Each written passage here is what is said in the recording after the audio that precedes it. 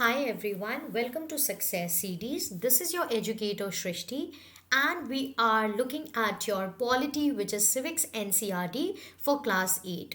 What are we going to look at today? We are going to continue with chapter 4, which talks about understanding laws.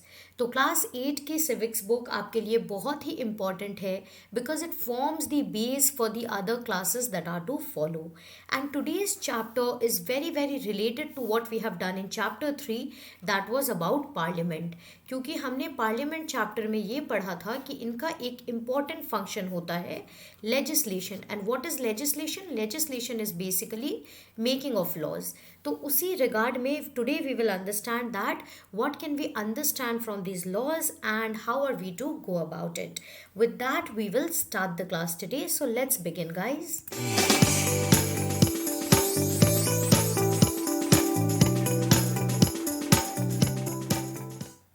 And before we move forward, I have a very sweet and a small request to make to all you learners that you can follow your favorite success CDs on various platforms such as Facebook, Instagram, Twitter and अगर आप ये video देख रहे हो YouTube पे तो please hit the bell icon इससे क्या होगा once you follow us on this various platforms you will receive a lot of updates with regard to your academics and also other general trivia so जो भी ये details हैं वो आपको इन pages पे मिल जाते हैं so you can follow us and be connected to us with that we will begin the chapter which is about understanding laws तो जब मैं लॉ की बात करती हूँ तो आप सबको पता है कि देश में कुछ कानून होते हैं right this are what are laws so this laws basically help a democracy to function अब मैं अगर आपसे पूछूं कि ऐसा मैंने क्यों बोला तो what can be the answer that you can give to me so basically अगर लॉ नहीं होगा किसी देश में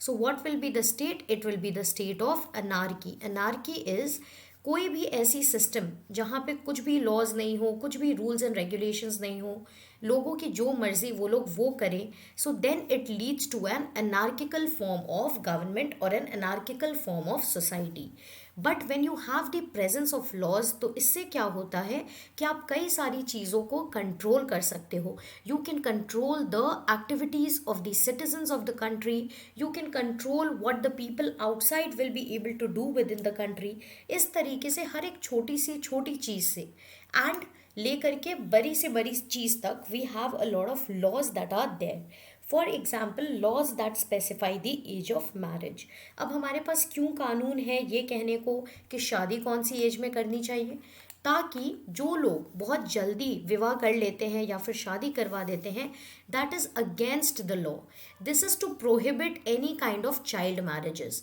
क्योंकि चाइल्ड की ड्यूटी क्या होती है is it to establish a life with another partner? It is not, right? It is to educate yourself, it is to be actively involved in sports and to make something out of your life. इसीलिए marriage के लिए कुछ laws prescribe कर दिए गए हैं ताकि ऐसा नहीं हो कि किसी भी बच्चे की ज़िंदगी बर्बाद हो so because of all of this we have various kinds of laws Again, we can speak of an example of the law that gives you the minimum age to vote. What is it in India? It is in the age of 18 anybody of 18 or greater than 18 years of age can go and cast their vote this is universal adult franchisee तो ये rule ये चीज़ हमें कहाँ से मिलती है ये law के द्वारा प्रिस्क्राइब किया गया है again you have another law those laws dealing with buying and selling of property so इसी तरीके से हमारे पास काफ़ी तरह के लॉज होते हैं for example Hindu succession laws for example widow remarriage act marriage से related any kind of things labour laws to keep the people happy right to ensure that they are getting the fair wages then you have various other laws with regard to international investments in this way laws help a country to function that is why the first most important thing about a law is that it helps to govern a territory okay अगर law नहीं होगा तो you can do whatever you wish and then nobody can take any legal action against you so that is why it is very important for us to understand why do we have laws who brings about the laws इनकी क्या uses होती हैं इनका background क्या था क्या loop holes हैं इस तरीके से we will proceed with this chapter moving forward, who is responsible for making laws? So हमने रोल ऑफ पार्लियामेंट में पढ़ा था that its role is legislation. One of the important roles of parliament is to make laws, that is legislation. क्योंकि parliament में कौन रहते हैं? Parliament में इलेक्टेड रिप्रेजेंटेटिव्स रहते हैं. एंड इस ऑर्गन ऑफ गवर्नमेंट को हम लोग क्या कहते हैं? It is very very easy. Separation of powers वाले फीचर में पढ़ा था, इसको हम लोग लेजिस्लेचर कहते हैं. एंड लेजिस्लेचर की ड्यूटी होती है कि वो लोग देश के लिए कानून बनाएं. कानून बना ये लोग देते हैं, एग्जीक्यूट करवाती है एग्जीक्यूटिव, और इंश्योर कौन करती है कि ये लॉज फॉलो हो रहे हैं? That is judiciary. क्योंकि आप कभी भी किसी लॉ को अगर वायलेट करोगे then you can approach the judiciary. The police can take course of law in order to establish you guilty. So who is responsible for making laws? It is the parliament. Okay, and parliament is based in New Delhi. अब यहाँ पे हमारे पास क्या सवाल आ जाते हैं कि ma'am क्या कानून सबके लिए एप्लीकेबल है? ये न्यू लॉज जो हम लोग लाते हैं इसका प्रोसेस क्या होता है? How do we go about it? कौन डिसाइड करता है? आज तक हमने तो घर बैठे कोई कानून नहीं बनाया. Is it imposed upon us? Why do we know that it is coming from the right jurisdiction, right? क्या कुछ लॉज ऐसे हो सकते हैं जिनके अगेंस्ट बहुत सारे प्रोटेस्ट्स हो, जो अनपॉपुलर हो, जो सिटीजन्स को पसंद ना आए? और अगर ऐसा हो तो उस तरीके में क्या रिकोर्स लिया जा सकता है? रिकोर्स मीन्स जब आपको कोई लॉ पसंद नहीं आ रहा या फिर सिटीजन्स उसके अगेंस्ट प्रोटेस्ट कर रहे हैं, तो उस केस में what can the citizens do? Can they approach the judiciary? Can they apply any other kind of powers? Otherwise क्या होगा, लेजिस्लेचर में आपके जो पावरफुल लोग हैं वो क्या हो जाएंगे? वो ऑल इनकम्पासिंग हो जाएंगे. They will have a lot of powers which you will not be able to stop them from. That is why इस तरीके में हमें ये जानना बहुत ज़रूरी है कि सिटीजन्स के पास क्या पावर रहती है अगर उनको कोई लॉ समझ नहीं आ रहा हो तो. In this chapter and in this page you can see the example of 370. अब यहाँ पे क्या हो रहा है, कोई उसे शूट करने की कोशिश कर रहा है and somebody is pulling him back. सो कभी कभी कुछ ऐसे कंट्रोवर्शियल लॉज आ जाते हैं जो कि लोगों को पसंद नहीं आते हैं. जैसे कि आर्टिकल 370 ये कश्मीर को स्पेशल प्रोविजंस देता था, but now the government using its power of law making revoked article 370. इससे क्या हुआ, कश्मीर में कई ज़्यादा प्रोटेस्ट्स हुए थे एंड जिसके वजह से कश्मीर में लॉकडाउन इम्पोज कर दिया गया था. So this is all the questions that revolve around laws. हम लोग यहाँ पे बेसिक चीज़ें देखेंगे so that as and when you grow up you can understand what is the major meaning of it. Okay, moving forward, example of violation of law. Now I give you 30 seconds to think कि violation of law आप लोग किन चीज़ों में देख सकते हो in your day to day lives. What are the things where you can think कि law को break किया जा रहा हो या कानून के against लोग कुछ कर रहे हो. So please think of it and then I'll explain this to you.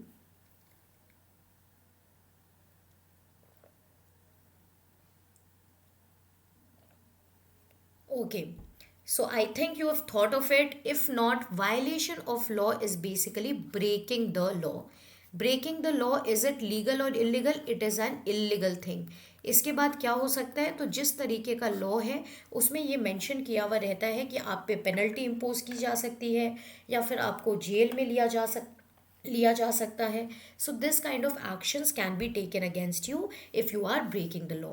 For example, इस पिक्चर में आप देख रहे हो पुलिस मैन स्टैंडिंग विथ हथकड़ी because this man he is sitting on the top of his car and he is drinking and driving is not allowed. So in this case the police can arrest him. Okay, FIR is the way by which we file a first information report. For example, किसी ने चोरी कर लिया आपके सामान को.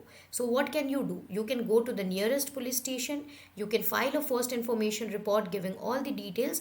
उसके बाद यहाँ से investigation शुरू हो जाती है. So this is all because a law has been violated. क्योंकि stealing is also against the law. Now here the example is given.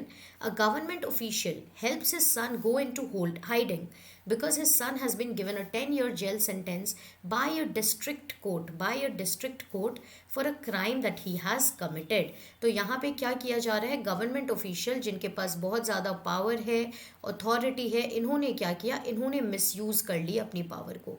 इन्होंने क्या किया, इनका सन जो था, इनके सन ने कुछ कानून ब्रेक किए थे जिसके वजह से डिस्ट्रिक्ट कोर्ट ने इनको कुछ सज़ा दी थी.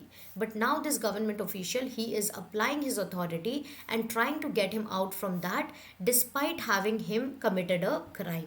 सो when you talk about the courts and violation of law, तो एक तो डिस्ट्रिक्ट कोर्ट हो जाते हैं, एक हाई कोर्ट हो जाती है और एक सुप्रीम कोर्ट हो जाती है. बेस्ड ऑन दैट आप अपील्स भी कर सकते हो based on their decisions. Supreme court is the highest court in the land. So this is how they help impose the law if it is being violated. So I hope यहाँ तक आपको समझ आया होगा. यहाँ तक हमने कुछ बात नहीं की है, बस ये बात की है कि लॉ की मीनिंग क्या होती है, लॉ कौन बनाते हैं इसे, एंड अगर लॉ ब्रेक किया जाता है तो उस केस में what can be done. Then we have seen an example where there is a misuse of power in order to save the son. लेकिन क्या ऐसा करना वाजिब है? It is not correct. Do you think that the government's officials action were right? No, it was not right. क्योंकि अगर हम लोग ऐसा करते हैं तो हम लोग रूल ऑफ लॉ के प्रैक्टिस को डिफीट करते हैं. India follows rule of law. What is rule of law, that I will be explaining you further. लेकिन जब हम लोग अपनी अथॉरिटी को मिसयूज करते हैं, if somebody is breaking a law, तो the law will apply equally to everybody. That is the rule of law, right? और यहाँ पे ये क्या कर रहे हैं, यहाँ पे ये अपने सन को सेव करना चाह रहे हैं. सो यहाँ पे पूछा जा रहा है, should his son be exempt, मतलब क्या इनके ऊपर क्या वो लॉ अप्लाई नहीं होता है just because his father is economically and politically powerful. So this is absolutely wrong. यहाँ पे आप ये लिख सकते हो, no, the government officials actions were not right. This is in contradiction to the rule of law that we follow in the nation. If he was economically and politically powerful, he should have taught his child to follow the rules rather than trying to keep him away from the legal action that can be taken for commission of a crime. So this is how you can answer this question, okay? And this is the example of violation of law. इसीलिए क्या हुआ था, constituent assembly ने क्या किया था. Constituent assembly जिन्होंने हमारे कॉन्स्टिट्यूशन को फ्रेम किया, which is again a rule book, ये एक चीज़ पे अग्री किए थे कि कोई भी आर्बिट्ररी एक्सरसाइज ऑफ पावर नहीं होनी चाहिए. प्रीवियस एग्जाम्पल में हमने क्या देखा, हमने मिसयूज़ ऑफ पावर देखा कि उन्होंने अपने पावर को यूज़ कर लिया to shield his son from some punishment that could be given to him. For example, एक टीचर है क्लास में, okay, and there are 80 students in the class. Amongst these 80 students, 2 students are the children of the teacher. So if the children are failing in the examination, मान लो 60 students pass हो गए, 20 fail हो गए, 20 में से 2 teacher के बच्चे भी हैं, तो इन्होंने 18 को पनिश कर दिया और अपने दोनों बच्चे को रिफ्रेन कर दिया या एग्जेम्प्ट कर दिया पनिशमेंट से. Is it a correct act? It is not. क्योंकि यहाँ पे टीचर क्या कर रहा है, टीचर आर्बिट्ररीली अपने पावर को यूज़ कर रहा है. आर्बिट्ररीली मीन्स अपने मन के हिसाब से, okay. It is not something that is in concurrence with what is laid down, right. अगर ये पनिशमेंट दे रहे थे तो सबको देना था, वरना किसी को नहीं देना था. You just can't do what ever you feel like. इसीलिए इन्होंने क्या किया, रूल ऑफ लॉ अप्लाई कर दिया. क्योंकि कॉन्स्टिट्यूएंट असेंबली को ये समझ आ गया था कि अगर हम लोग ऐसा कुछ प्रोविज़न नहीं रखें, सो जैसे प्रीवियस एग्जाम्पल में एक गवर्नमेंट ऑफिशियल ने अपने सन को प्रोटेक्ट किया, उसी तरीके से बहुत पावरफुल लोग और बहुत रिच लोग हमेशा they will get away with the कानून. इनफैक्ट जो कि आज के डेट में भी होता है, but still actions can be taken if this kind of things are reported. So this is the very meaning of no arbitrary exercise of power in India. I hope आपको समझ आ गया होगा टीचर के एग्जाम्पल से. If still there is any doubt, you can reach out in the comment section. We'll be more than happy to help you. Coming to the rule of law, इसका मतलब क्या है, तो रूल ऑफ लॉ ये होता है कि जो भी लॉज है कंट्री में, कानून के हाथ लंबे होते हैं और कानून के हाथ बिल्कुल बराबर होते हैं. वो लंबे होते हैं लेकिन वो इक्वली अप्लाई करते हैं all citizens of the country. क्या प्रेसिडेंट के लिए अलग लॉज है? क्या अनिल अंबानी, मुकेश अंबानी के लिए अलग लॉज है? क्या एक गरीब इंसान के लिए अलग लॉज है? No, that is not the case. Any citizen of India will have the similar laws, right? कोई reservation laws है तो वो एक अलग चीज़ है, वो उनको एक partial फेवर दिया जाता है because of certain historical and social backgrounds. कोई भी डिस्क्रिमिनेशन हुआ होगा तो उस वजह से, but otherwise laws are one and the same and ये इक्वली अप्लाई करते हैं irrespective of your economic background or any other thing. Can anybody be above the law? No, nobody can be above the law. आप कितने ही बड़े इंसान हो जाओ, आपने अगर कोई क्राइम कमिट की है तो आपको लीगल एक्शन के थ्रू ही और लीगल प्रोसेस के थ्रू जाना पड़ेगा। Okay, that is the only way out. There is nothing else apart from the rule of law that can bring you justice. I hope it is all clear to here. Moving to equality under law. अब जब हम law की बात कर रहे हैं, we are understanding various kinds of laws, तो हमारे इंडियन कॉन्स्टिट्यूशन में right to equality is a fundamental right.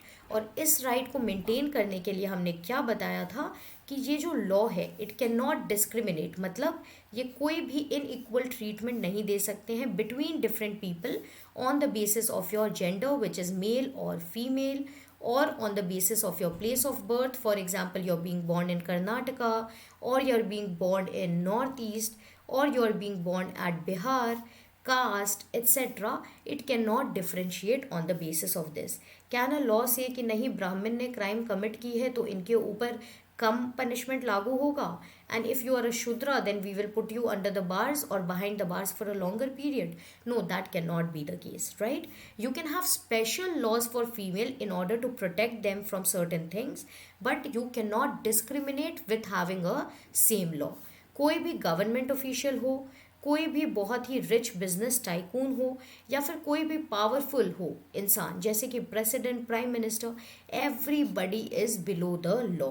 इसका मतलब सबसे पहले और सबसे सुप्रीम क्या है? Law is supreme. Okay, people are not supreme, law is supreme. इससे क्या होता है? इससे डेमोक्रेसी आपकी इंटैक्ट रहती है, क्योंकि कोई भी अपने पावर का इस्तेमाल करके डेमोक्रेसी को सबवर्ट नहीं कर सकते। This is the meaning of equality under law. Any crime और वायलेशन ऑफ लॉ, अब कोई भी लॉ बनता है तो उसमें स्पेसिफाई किया जाता है 7 years ऑफ जेल और okay which is 7 years of imprisonment और 1 lakh rupees fine, 1 lakh rupees fine और बोथ। सो जिस तरह के प्रोविजंस होंगे, जिस तरह की क्राइम आप कमिट करोगे, उसके लॉ को देख के आपके ऊपर वो वाली पनिशमेंट लागू हो जाएगी। It is not like that that if you are a rich person you will have less punishment, if you are a poor person you will be put in the jail for a longer period of time. This is not the case.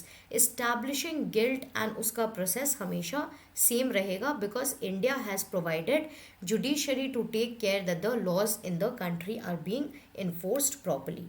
This is the meaning of equality under law. Ancient India में laws कैसे बनाए जाते थे? Were they all equal? तो ऐसा नहीं था। Ancient India basically means प्राचीन India, right? We are talking about the old age India.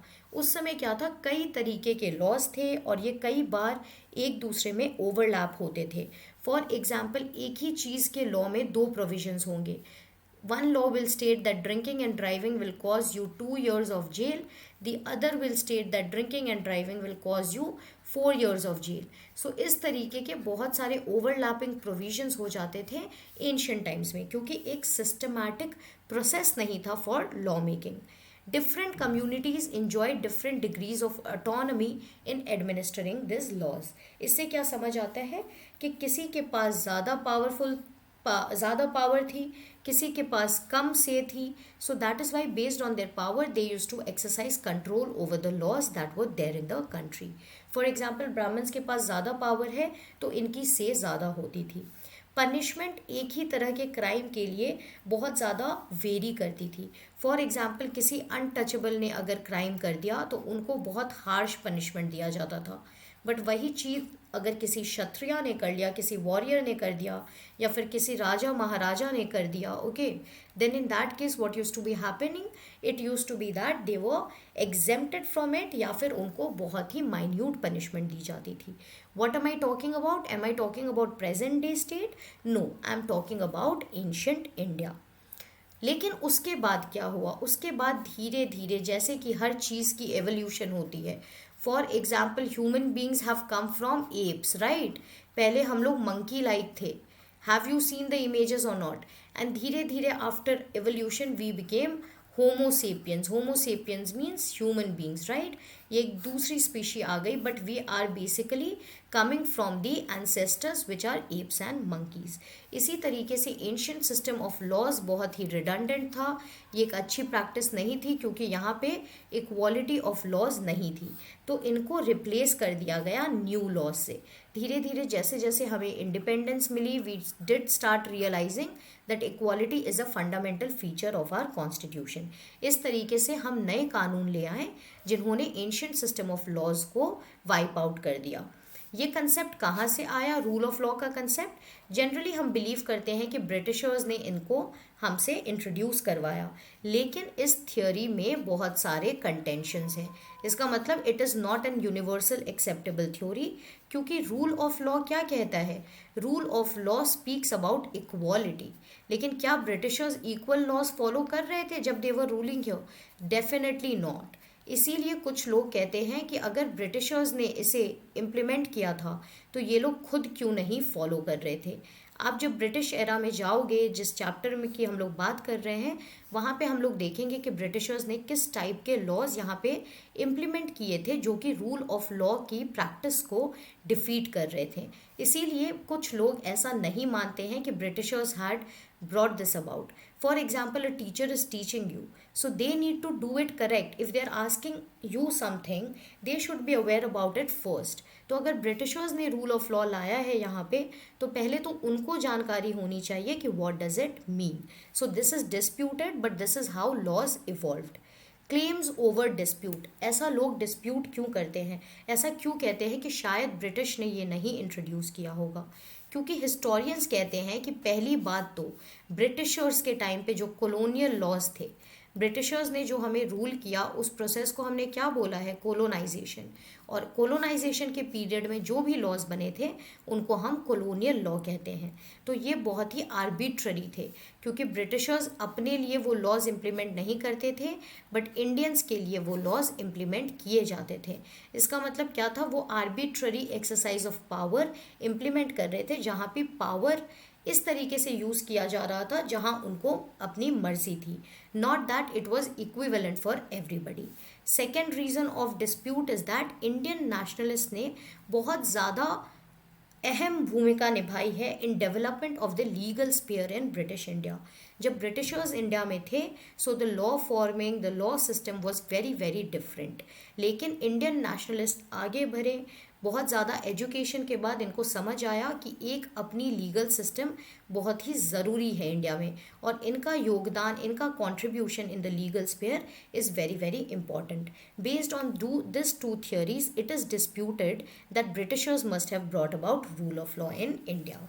Coming to examples of arbitrary law, जैसा कि अभी मैंने आपको पहले बताया कि कॉलोनियल लॉज, मतलब ब्रिटिश के टाइम पे जो लॉज बनाए जा रहे थे वो बहुत ही आर्बिट्ररी थे. इसका मतलब वो इक्वल नहीं थे. फॉर एग्जाम्पल सेडिशन लॉ, ये कौन से ईयर में लाया गया था? 1870.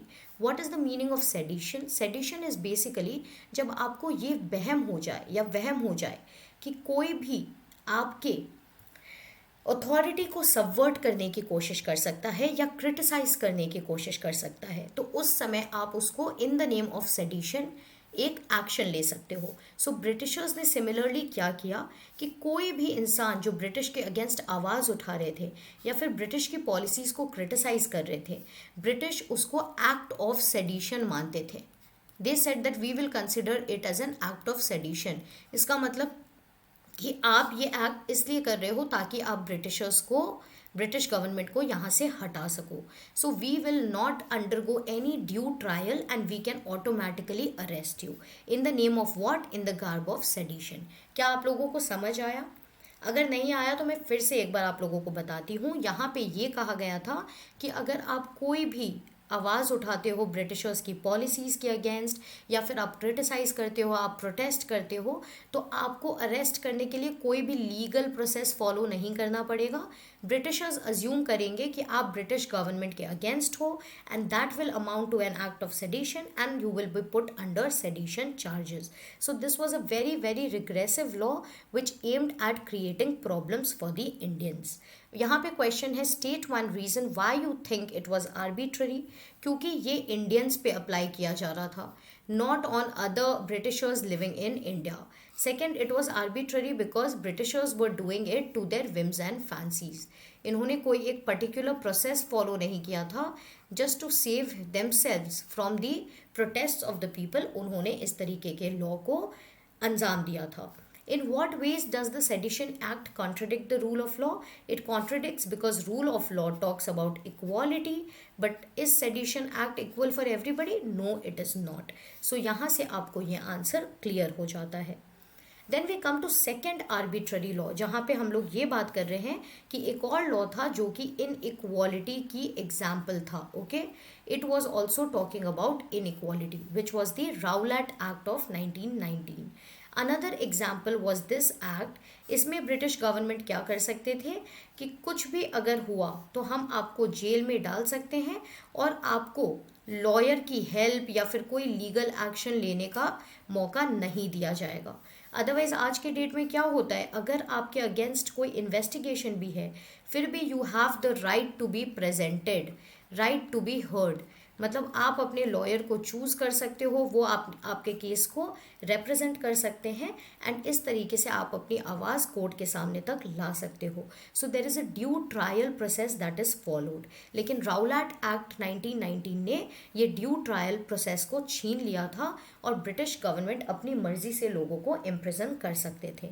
सो this was definitely an arbitrary law. इसके नतीजे में क्या हुआ, what was the consequence of this. So two leaders of the movement, क्या हो गया था, राउलैट एक्ट बहुत ही रिग्रेसिव एक्ट था, राइट. इससे इंडियंस बहुत ही गुस्सा हो गए थे और इनको ये लगा था कि ब्रिटिश की इस पॉलिसी के अगेंस्ट हमें आवाज़ उठानी पड़ेगी. Doctor Satyapal and doctor Saifuddin Kitchlew इसी दौरान अरेस्ट कर दिए गए थे क्योंकि ये इस मूवमेंट को लीड कर रहे थे. इनके अरेस्ट होने पे पब्लिक को ये समझ आई कि ब्रिटिशर्स जो मन आए वो कर रहे हैं, इस वजह से अब हम लोग एक पब्लिक मीटिंग होल्ड करेंगे. किस दिन ये पब्लिक मीटिंग रखी गई थी, ये पब्लिक मीटिंग रखी गई थी on the day of Baisakhi which was on 13 April. कहाँ पे, it was a place in Amritsar which is Jallianwala Bagh. अब आप समझ सक रहे हो क्यों रखी जा रही है. देखो, जलियांवाला बाग 1919 में हुआ because it was against the Rowlatt act.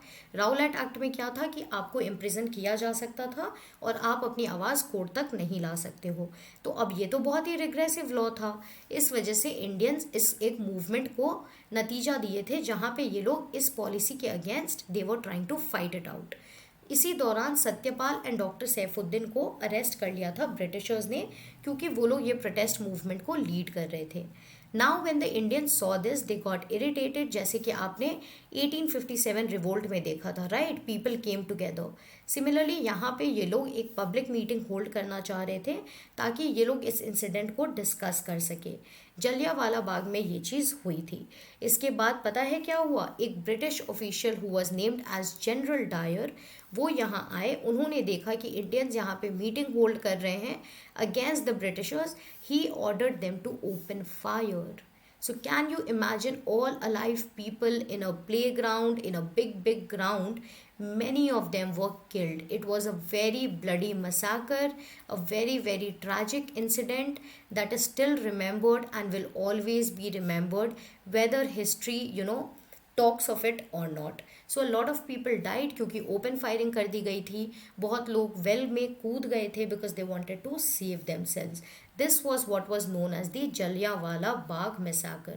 So can you see what kind of conflicts can take place, what kind of problems can take place अगर laws correct नहीं हो. So इसीलिए when we talk about understanding laws, it is very important for us to understand कि सही दिशा में law बनाना कितना ज़रूरी है. जैसे कि 370 आर्टिकल जब रिवोक किया गया उस समय भी काफ़ी सारी स्टोन पेल्टिंग, काफ़ी सारी रिप्रेशन आई थी. So that is why all those kind of laws have to be made which are in favour of the citizens. इसी तरीके से इंडियन लीगल सिस्टम इवॉल्व हुआ. क्यों इवॉल्व हुआ, क्योंकि ब्रिटिशर्स का टॉर्चर आपने देख लिया था in the form of sedition law and Rowlatt Act, right. इस तरीके के लॉज जब अब ये लोग ला रहे थे तो इंडियंस को समझ आ गया कि इनको अपनी एक जुडिशियल सिस्टम डेवलप करनी होगी. By the end of the 19th century, Indian legal system started emerging and बहुत सारे colonial courts में Indian legal system की महत्व बढ़ गई थी. इन्होंने अब लॉ को यूज़ करने की कोशिश की ताकि ये लोग इंडियंस के राइट्स को डिफेंड कर सके, ना कि ब्रिटिश के हित में काम कर सके. So now the legal system was made in favour of the Indians. This is how the background of evolvement of laws comes about. Indian जजेस देखने को मिल रहे थे. They were playing a greater role in making decisions. जैसे जैसे constitution adopt हुआ, ये कॉन्स्टिट्यूशन फिर हमारे लिए एक फाउंडेशन बन गया ताकि हम लोग किस तरीके के लॉज बनाएं, क्या हमारे कॉन्स्टिट्यूशन के प्रिंसिपल्स हैं, उन लाइंस में हमें किस तरीके के लॉज चाहिए, जुडिशरी उनको कैसे इन्फोर्स करेगी. इस तरीके से हम लोग कॉलोनियल पीरियड से प्रेजेंट पीरियड में आए and we shaped our legal system. Moving to new laws. क्या नए कानून बनते हैं या फिर जो पहले हिस्टोरिकली बन गए बस वही कानून रहते हैं? Definitely not, right. New laws are made every day, क्योंकि सब्जेक्ट मैटर तो डेली आती है ना. फॉर एग्जाम्पल पहले हम लोग एनवायरनमेंट चेंज की इतनी बात नहीं करते थे जितना आज करते हैं. सो अब जैसे जैसे एयर क्वालिटी डिग्रेड हो रही है तो एयर कंट्रोल पे लॉज आ जाएंगे. अगर कोई डोमेस्टिक वायलेंस के केसेस आ रहे हैं तो उन पे लॉज आ जाएंगे, कुछ गाइडलाइंस आ जाएंगी. अभी जैसे ट्रिपल तलाक था तो इनको अबॉलिश करना था ट्रिपल तलाक को, क्योंकि ये एक रिग्रेसिव प्रैक्टिस थी, ये एक वुमेन अनफ्रेंडली प्रैक्टिस थी, तो उन पे आ जाएंगे. सिटीजनशिप अमेंडमेंट, जिसके लिए हमने असम में खूब सारे प्रोटेस्ट देखे थे. Citizenship amendment act was an act by which we were amending the citizenship laws, ताकि और भी कई देशों से Hindus and every other religion apart from Muslims can come and seek citizenship in India based on certain criteria. So इस तरीके से laws कई सारे सब्जेक्ट्स पे बन सकते हैं. बट बनाता कौन है? सो पार्लियामेंट बनाती है. और कैसे बनाती हैं? जब सोसाइटी अपनी वॉइस रेज करती है तो पार्लियामेंट बिकम्स अवेयर कि अब हमें इस चीज़ पे कानून चाहिए. So it starts working in that direction. कभी कभी पब्लिक के वॉइस पे काम करती है, कभी कभी ओन ओपिनियन पे जब इनको लगता है, इनके नोटिस में आता है, या फिर कभी कभी ओपोजिशन कहती है कि इस चीज़ के लिए हमें लॉ चाहिए. सो इन तरीक़ों से पार्लियामेंट लॉ मेकिंग प्रोसीजर को इस्टेब्लिश करती है एंड न्यू लॉज लाती है. An important role of parliament is to be sensitive towards the problems faced by the people. जो भी people को problems हो रही है उनको उस चीज़ से दूर करने में या फिर उसके लिए एक सल्यूशन लाने के लिए लॉज की ज़रूरत बहुत ज़्यादा है. For example domestic violence, women को बहुत ज़्यादा अब्यूज़ किया जाता है, बी इट इनसाइड और outside the homes. So when this kind of protest are there, government समझ जाती है कि इसके ऊपर हमें कुछ लॉ लाना होगा ताकि हम लोगों को इस चीज़ से सेव कर सकें, और जो भी इस चीज़ को परपिचुएट करें हम उनको पनिश कर सकें. So in this ways new laws they come about. What do you mean by domestic violence? क्या domestic violence is only about beating, or is it also about using wrong words? It is also about using wrong words. क्योंकि जब हम domestic violence की बात करते हैं तो हम both physical and emotional abuse और physical and emotional अत्याचार दोनों को इंक्लूड करते हैं. यहाँ पे परपिट्रेटर कौन है? यहाँ पे परपिट्रेटर है male member, usually the husband, जो कि वाइफ के अगेंस्ट बहुत ज़्यादा वायलेंटली पेश आते हैं. इसमें इन लॉज अगर इन्वॉल्व होते हैं तो लॉ उनको भी इंक्लूड करता है. इंजरी कैसी हो सकती है? फिजिकल भी हो सकती है, बट अगर वर्बल है तो वो भी इंक्लूडेड है. Abuse of the women can be verbal, it can be sexual, economically, जैसे कि अगर आप डाउरी ले रहे हो तो वो भी एक बहुत बड़ी क्राइम है, and that also will amount to one kind of domestic violence. Beating, slapping, shouting, this are obviously there. Apart from that this kind of things are also included. Conversion of bill to act, domestic violence. अब एक bill act कैसे बनता है ये आप सोचो, फिर मैं आपको बताती हूँ how does a bill convert into act. Just read the statement, just read the slide that is there, and then we will discuss on this.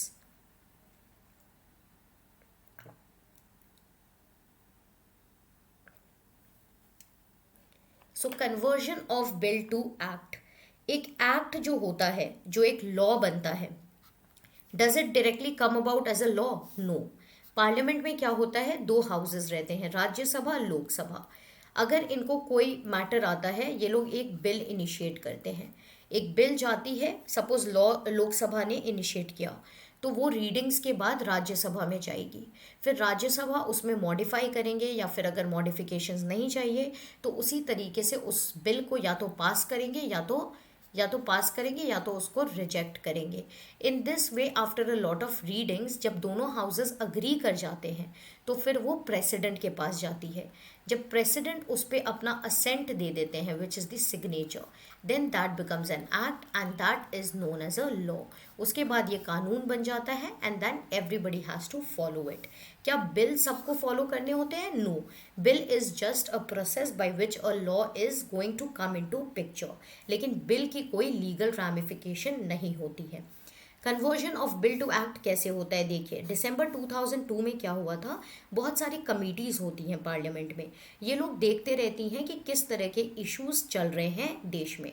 तो एक स्टैंडिंग कमेटी ने अपनी रिकमेंडेशंस दी थी, किनको? राज्यसभा को, और राज्यसभा ने इनको लोकसभा में भी पेश किया था।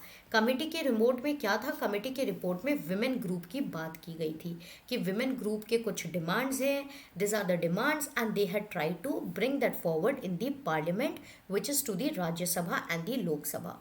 इसी बेसिस पे क्या हुआ, ये समझ आया कि yes, women concerns mentioned in that document are genuine। उसके लिए एक बिल लाया गया इन 2005। ये बिल फिर क्या हुआ, लोकसभा और राज्यसभा में रीडिंग्स वगैरह के लिए गई, और उसके बाद दोनों हाउसेस ने इसे पास कर दिया। अल्टीमेटली किसके पास गई, प्राइम मिनिस्टर या president? It went to the president. हमेशा जब भी कोई bill pay ascent, that is signature देनी होती है, so it is the president's duty, not the prime minister. So it went to the president, इन्होंने इसमें सिग्नेचर दे दी, और फिर वो बिल एक एक्ट बन गया। कब बन गया? 2006 में। सो डोमेस्टिक वायलेंस एक्ट कब आ गया? 2006 में इट केम इनटू इफेक्ट। अब कोई भी मर्द अगर डोमेस्टिक वायलेंस करे या फिर अब्यूज़ करे कोई फीमेल मेंबर को, so under this law legal action can be taken and that guy can face imprisonment, or he will also be passed with a lot of fines, etc. Protection of women from domestic violence, it extends the understanding of the term domestic to include all the ones who are living together in a shared household who is perpetrating the violence, live or have lived together। अगर आप पहले भी रहे हो तो वो भी cases count हो जाती हैं। Role of the citizens, is the role of citizens important under law making? अब जब हमने ये सारी चीज़ें देख ली, तो क्या हमें ये समझना चाहिए कि हमारा क्या रोल है? क्या हमने वोट कर दिया अपनी रिप्रेजेंटेटिव्स के लिए और हमारा काम ख़त्म हो जाता है? No, definitely not. We have to keep an eye on what is going about. इसीलिए मीडिया को क्या कहते हैं? फोर्थ पिलर ऑफ डेमोक्रेसी कहते हैं, क्योंकि media brings out the information that is happening in the country in front of the people. अब क्या होता है, कई लॉज ऐसे हो जाते हैं which are not good for the nation. अगर हम लोग अपनी वॉइसेस नहीं उठाएंगे तो government, that is the parliament और the legislation can take advantages, it can take advantages and it can bring about bad laws for the country। इसीलिए citizens का रोल क्या होता है कि हम गवर्नमेंट की एक्शंस को फॉलो करते रहें, और जब भी हमें दिखे कि कोई डिस्क्रिपेंसी है, यानी कि कोई गलती की जा रही है या फिर कहीं पे भी कुछ लूप होल का इस्तेमाल किया जा रहा है या फिर कुछ ऐसा किया जा रहा है which is not in the greater interest of people, then we should come together and we should protest. क्योंकि जब हम प्रोटेस्ट करेंगे तो ये मैसेज जाएगा कि this law should not be passed, it should not become a law and it should be removed. So people are the resistance, this is the money heist theme that you can see here. I hope all of you all have seen that. Okay, it was a very amazing show. Coming to the voice of citizens, so ये voice हमें कहाँ से मिलती है? या तो हम TV reports देख सकते हैं, या तो हम न्यूज़पेपर एडिटोरियल्स पढ़ सकते हैं, रेडियो ब्रॉडकास्ट्स पे बात होती हैं, लोकल मीटिंग्स जनरेट कर सकते हैं। इस तरीके से पार्लियामेंट की जो फंक्शनिंग है वो बहुत ट्रांसपेरेंट हो जाती है। जैसे कि राइट टू इन्फॉर्मेशन एक्ट, इनका क्या है मकसद? इनका मकसद है कि हम ट्रांसपेरेंसी इंश्योर करें। इस एक्ट के द्वारा सिटीजन्स को पावर दी गई है कि कोई भी पब्लिक ऑफिसेज हो वहाँ से आप एक फॉलो प्रोसेस करके एक प्रोसेस को फॉलो कर सके you can seek some information. इससे क्या होता है, उनकी अकाउंटेबिलिटी और उनकी रिस्पॉन्सिबिलिटी बढ़ जाती है। Similarly it is very important for the citizens to have a voice so that the parliament, the legislature that is, they do not make laws that are bad for the country. Coming to unpopular and controversial laws, क्या हर समय laws उसी तरीके के बनाए जाते हैं जो देश के हित में हो या फिर सभी लोगों के हित में हो? Not necessarily. कभी कभी पार्लियामेंट ऐसी लॉ पास कर देती है जो कि अनपॉपुलर है। फॉर एग्जाम्पल मैंने आपको 370 की रेवोकेशन के बारे में बताया। अब ये हिस्टोरिक एक स्पेशल प्रोविज़न दिया गया था जम्मू एंड कश्मीर को। अब पार्लियामेंट की पावर यूज़ करके लेजिस्लेचर ने क्या किया, लॉ मेकिंग पावर यूज़ करके ऐसा कह दिए कि भाई अब तो हम बहुत आगे आ गए हैं, अब ये 370 is not to be applied because Jammu and Kashmir is also an integral part of India. इनको ये स्पेशल प्रोविज़न नहीं मिलना चाहिए, तो अब हम इसे वापस हटा रहे हैं या फिर रिवोक कर रहे हैं। तो ये बहुत ही अनपॉपुलर लॉ था बिकॉज लोगों को ये डिसीजन पसंद नहीं आई और कश्मीर के लोग इसके लिए काफ़ी ज़्यादा आवाज़ उठाएं। ये लॉ कॉन्स्टिट्यूशनली वैलिड तो हो गई क्योंकि प्रोसेस के द्वारा ये बनाई गई, तो इसीलिए इसको लीगल तो मान सकते हैं, लेकिन अनपॉपुलर डेफिनेटली कह सकते हैं। क्या हर चीज़ जो लीगल है वो पॉपुलर है या फिर वो एक्सेप्टेबल है? Not necessary. For example in this case we have seen similarly national register of citizens जो हो रहा था, राइट, असम में बहुत ज़्यादा प्रोटेस्ट देखने को मिले थे। सो इस तरीके के जो लॉज होते हैं जो अनएक्सेप्टेबल टू पीपल होते हैं, क्योंकि उनको ऐसा लगता है कि इसके पीछे जो इंटेंशन है गवर्नमेंट की वो सही नहीं है, सो इसीलिए ये लॉज अनपॉपुलर हो जाते हैं, कंट्रोवर्शियल हो जाते हैं। और उस केस में लोग क्या कर सकते हैं, लोग पहली चीज़ तो क्या कर सकते हैं कि अपने आवाज़ उठाओ, आप क्रिटिसाइज़ करो, बात करो, अपने फैक्ट्स प्रेजेंट करो, पब्लिक मीटिंग्स होल्ड करो, न्यूज़पेपर्स में कॉलम्स लिखिए, टीवी न्यूज़ चैनल्स में रिपोर्टिंग कीजिए। इस तरीके से आवाज़ बाहर आती है। और अगर वो आवाज़ सही है, अगर गवर्नमेंट के इंटेंशन सच में इल हैं, तो क्या होगा, गवर्नमेंट को उस चीज़ से वापस जाना पड़ेगा because people are the supreme power in a democracy. इसी तरीके से क्लास 8 में आप देख रहे हो कि कैसे आपके हर एक चैप्टर इंटरकनेक्टेड है। In a democracy like ours, citizens can express their unwillingness to accept repressive laws. मतलब कोई भी लॉ ऐसा हो जो कि आज के मॉडर्न डे स्टेट में it is not valid and it is actually taking us back in time, तो वो लॉज डेफिनेटली अनविलिंगली एक्सेप्ट नहीं किए जाएंगे और सिटीजन्स उसमें अपना ओपिनियन डेफिनेटली फॉरवर्ड रखेंगे। इस तरीके के लॉज बनाने से पहले पार्लियामेंट को बहुत ही केयरफुल रहना पड़ता है। और जब बहुत सेगमेंट ऑफ द सोसाइटी को ऐसा लगने लग जाता है कि बहुत ही रॉन्ग लॉ पास कर दिया गया है, देन प्रेशर बन जाता है किन पे, पार्लियामेंट पे, and that is how the law is amended. So इससे आपको ये भी पता चलता है कि लॉ जो एक बार बन गया ऐसा नहीं है कि वो परपीचुअली एग्जिस्ट करेगा। What is the meaning of perpetual existence? मतलब लाइफ टाइम, ऐसा नहीं है। If there is any problem in the law it can always be changed and people play a very very important role in it. For example of protest देख लीजिए, जैसे कि रोज़ा parks ने अनजस्ट लॉज जो थे अफ्रीकन अमेरिकन्स के लिए उसके अगेंस्ट आवाज़ उठाई थी, जिसके बाद क्या आया था, जिसके बाद civil rights act of which year, you will find that out. USA में ये एक्ट ला दिया गया था जिससे अफ्रीकन अमेरिकन्स की इनइक्वालिटी को ब्रिज कर दिया था। इंडियन सिटीजन्स ने भी प्रोटेस्ट किया अगेंस्ट सिटीजन अमेंडमेंट लॉ, क्योंकि इनको ये लॉ बहुत ही ज़्यादा कम्यूनल लगा। पता है इस अमेंडमेंट में क्या कहा जा रहा था कि दुनिया के मतलब जो भी हमारे नेबरिंग स्टेट्स हैं, for example Pakistan, Bangladesh, right, यहाँ पे जो भी रिलीजन्स हैं एक्सेप्ट मुस्लिम्स, अगर उनको उनके देश में कोई भी प्रॉब्लम हो रही हो then they can come here and हम लोग उनको सिटीजनशिप प्रोवाइड करेंगे। So this was seen as a communal law क्योंकि इसमें से मुस्लिम्स एक्सक्लूडेड थे। इसी वजह से बहुत ज़्यादा प्रोटेस्ट किए गए थे under this kind of law. जब इस तरीके के प्रोटेस्ट होते हैं तो parliament is force to think about it. Similarly अगर हॉकर्स एंड स्ट्रीट वेंडर्स को वीकली हार्ट्स नहीं लगाने को मिले तो वो लोग म्यूनिसिपल लॉज के अगेंस्ट डेफिनेटली बहुत सारे प्रोटेस्ट करते हैं और जब ज़रूरत होती है तो आवाज़ उठाई जाती है, सुनी भी जाती है और चेंजेस लाए जाते हैं। This is all about laws. Coming to the way out, जब गलत लॉज बन जाते हैं या फिर अनफेयर लॉज बन जाते हैं तो हम क्या कर सकते हैं? Then we come to the main organ of the government which is the judiciary. कि लॉज तो भाई बन गए, लेकिन क्या पार्लियामेंट सुप्रीम पावर है? No, law is the supreme power. अगर यहाँ से कुछ प्रॉब्लम हो रही है किसी को भी, तो बहुत सारे प्रोविजंस है जिससे हम लोग कोर्ट्स के पास जा सकते हैं, and then the courts will investigate, look into the matter, एक फेयर हियरिंग कंडक्ट करके अपना डिसीजन दे देंगी। Courts have the power to modify or cancel any laws if it is ultra vires to the constitution. This is a very very important statement. Ultra vires to the constitution means कोई भी चीज़ अगर against the constitution है, for example हम लोग equality की बात कर रहे हैं, सेक्युलरिज्म की बात कर रहे हैं, मान लीजिए कॉन्स्टिट्यूशन में, अब मान लीजिए पार्लियामेंट कोई ऐसा लॉ ले आता है जिससे हिंदूज़ को एक्स्ट्रा बेनिफिट्स मिल रहे हैं और मुस्लिम्स एंड क्रिश्चियंस को पीछे रखा जा रहा है, या फिर इनके अगेंस्ट कोई डिस्क्रिमिनेशन की जा रही है, तो that will be against the principles of the constitution, that would be known as being ultra vires to the constitution. और उस केस में कोर्ट उस लॉ को नल एंड वॉइड डिक्लेयर कर सकती है। What is null and void? कि इस लॉ को अब हम लोग फॉलो नहीं करेंगे, इट डज नॉट एग्जिस्ट, उसकी एग्जिस्टेंस को नलीफाई कर दिया जाता है। So we need to remember that our role as citizens does not end with electing our representatives. सिर्फ गवर्नमेंट दैट इज़ बीजेपी या कांग्रेस या एनसीपी या तृणमूल किसी को भी अगर आप पावर में ले आए, इसका मतलब ये नहीं कि आपका रोल ख़त्म हो गया। It is much more than that.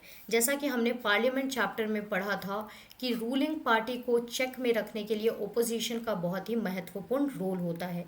Similarly अपने गवर्नमेंट को अच्छे तरीके से फंक्शन करने के लिए सिटीजन्स का बहुत अहम रोल होता है। Also in abiding by the law, that is also a very very important thing. For example helmet पहनना is compulsory, but do you see a lot of people doing it? नहीं। Is it always that police has to be there to take action against you तभी आप follow करोगे? No, we must be law abiding citizens. So these are some of the roles that we have as citizens to ensure that our country is running properly, and with this parliament will also be able to perform its functions properly. Coming to glossary which are important keywords, इसी तरीके से chapter हमने complete कर लिया। जो भी important चीज़ें थी लॉ के रिगार्डिंग हमने देख लिया। If you have any queries I am always there, you can ask. Evolution is basically the development of any kind of category, be it a plant, animal, human beings, anybody. Okay, यहाँ पे इस chapter में किस तरीके से use किया गया है? Protecting women against domestic violence developed from an urgently felt need to a new law, मतलब एक न्यू लॉ इवॉल्व हो गया by seeing that women are facing a lot of mental abuse, a lot of emotional and physical abuse. So this is the meaning of evolution. Coming to sedition, sedition मैंने आपको बता दिया था कि ऐसा समझा जाता है कि आप कोई भी कंट्रोवर्सी क्रिएट कर रहे हो या फिर आप कुछ ऐसा क्रिएट कर रहे हो जिससे आप जो रनिंग गवर्नमेंट है उसके लिए कोई रेजिस्टेंस लाना चाहते हो या फिर रिबेल करना चाहते हो। For example BJP is in power, अगर आप एज अ सिटीजन कुछ ऐसा कर रहे हो that you are bringing people together to bring the government down, for example आप एक कू करना चाह रहे हो, so in the name of sedition ये लोग क्या करते थे, ब्रिटिशर्स इन लोगों को अरेस्ट कर लेते थे। यहाँ पे एब्सोल्यूट एविडेंस की ज़रूरत नहीं होती थी लोगों को अरेस्ट करने के लिए। So that is the meaning of sedition. Coming to repressive, मतलब free and natural development of expression को जब आप कंट्रोल कर लेते हो तो that is known as repressive. Is it a good और a bad thing? It is a bad thing. For example कोई ऐसा लॉ जिससे आपको अपने फंडामेंटल राइट्स एक्सरसाइज करने का मौका नहीं दिया जाए। What if there is a law that is brought out by the government that tells you that you can not move out of India for any kind of job, तो इससे क्या हो जाएगा, आपके फंडामेंटल राइट्स को repress किया जा रहा है by the government. So that is the meaning of repressive. With that we come to the end of the chapter. I hope you have thoroughly enjoyed it. जो भी concepts थे मैंने सब dodge कर दिए हैं, सब कुछ clear कर दिया है। Last but not the least, I request all of you all to please motivate us by hitting the like button if you like these videos, and to follow our channel on various platforms such as Facebook, Instagram, Twitter, and yes, for all you lovely people watching it on YouTube, Please hit the bell icon and subscribe so that you receive all our latest notifications. Taking your leave, stay safe. We'll meet you with the next set of lessons. Bye bye. Take care.